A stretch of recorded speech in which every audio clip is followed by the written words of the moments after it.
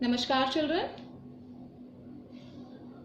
In the continuation of chapter 4, today's topic of our class is the process of planning. So these are the 7 steps of planning. The first one is setting objectives, then developing premises.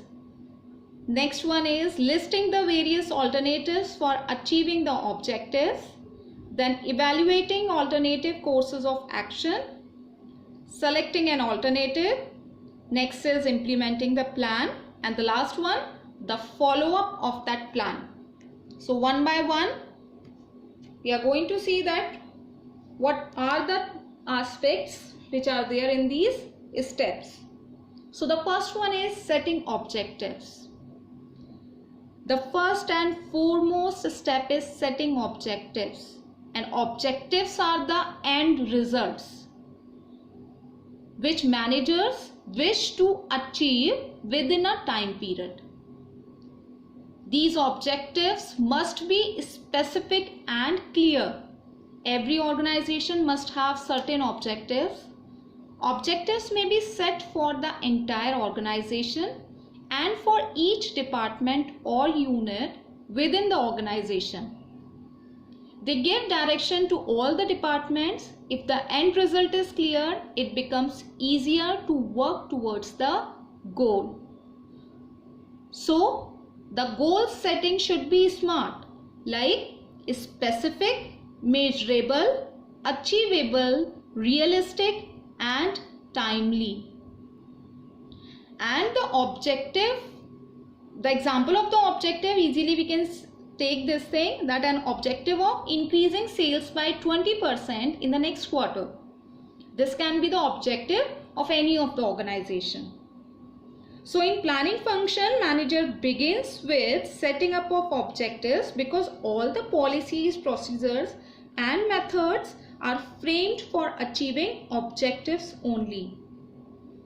So the managers set up very clearly the objectives of the company, keeping in mind the goals of the company and the physical and financial resources as well as.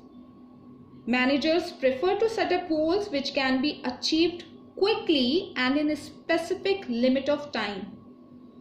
After setting up the goal, the clearly defined goals are communicated to all the employees also. So this is the first step. The next step is developing premises. Premises, what is the meaning of this term? It refers to making assumptions regarding future. These are the base on which plans are made.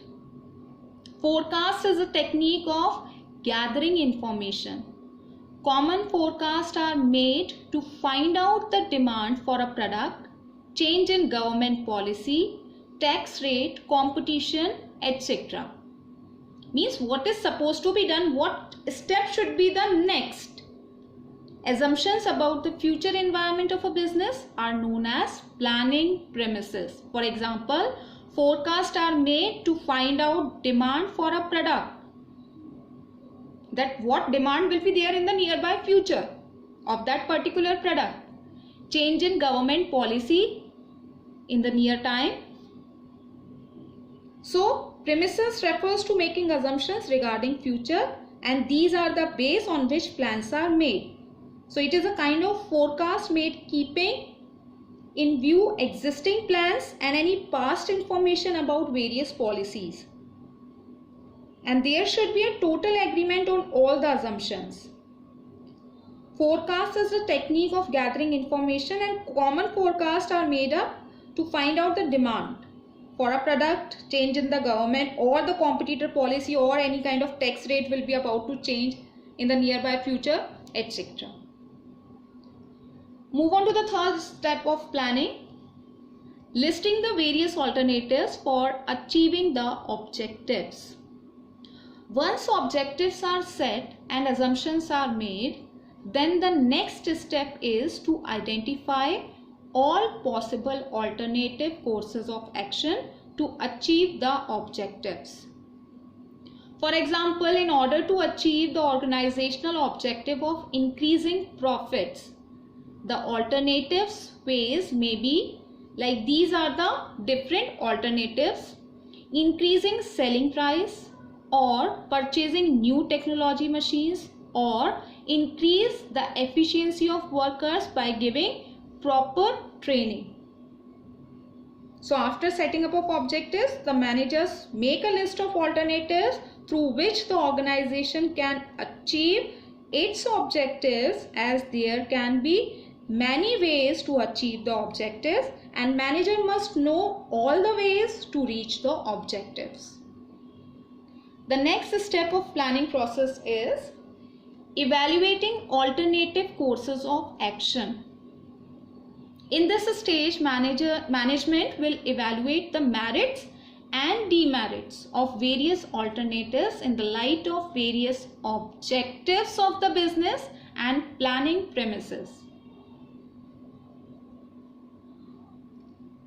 Like after making the list of various alternatives along with the assumptions supporting them, the manager starts evaluating each and every alternative and notes down the positive and negative aspects of every alternative. After this, the manager starts eliminating the alternatives with more of negative aspect and the one with the maximum positive aspect, and with most feasible assumption is selected as best alternative. Alternatives are evaluated in the light of their feasibility. Okay. The next step of the planning process is selecting an alternative. After analyzing the merits and demerits, the most appropriate alternative is selected. This is the real point of decision making. The best plan is to be adopted and implemented. Like selecting purchasing new technology machine as the best solution for increasing profits. The best alternative is selected, but as such there is no mathematical formula to select the best alternative. Sometimes instead of selecting one alternative, a combination of different alternatives can also be selected. The most ideal plan is most feasible, profitable, and with least negative consequences. After preparing the main plan, the organization has to make number of small plans to support the main plan. And these plans are related to performance of routine jobs in the organization. Okay. So this is the fifth point of our planning process. Now the next step in the planning process is implementing the plan. Implementing the plan means putting the plan into action so as to achieve the objectives of the business, like doing what is required.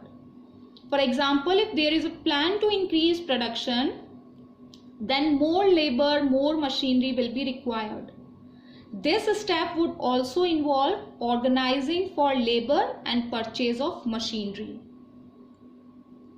The managers prepare or draft the main and supportive plans on paper, but there is no use of these plans unless and until these are put in action.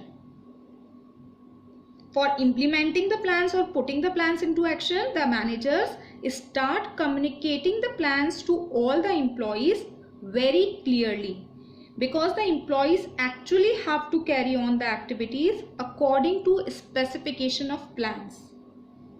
After communicating the plan to employees and taking their support, the managers start allocating the resources according to the specification of the plans.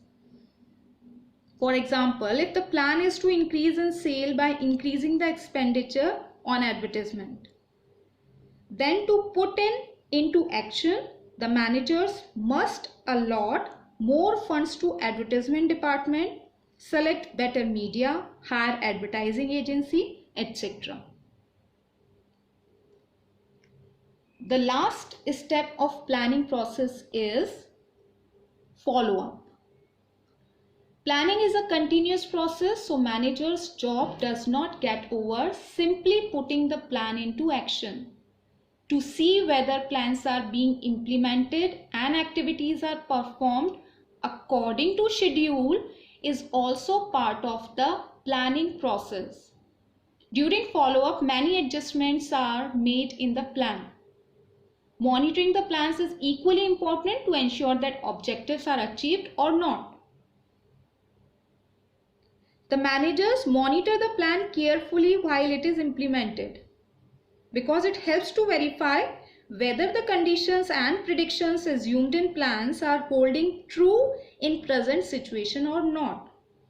And if these are not coming true, then immediately changes are made in the plan. During follow-up, many adjustments are made in the plan.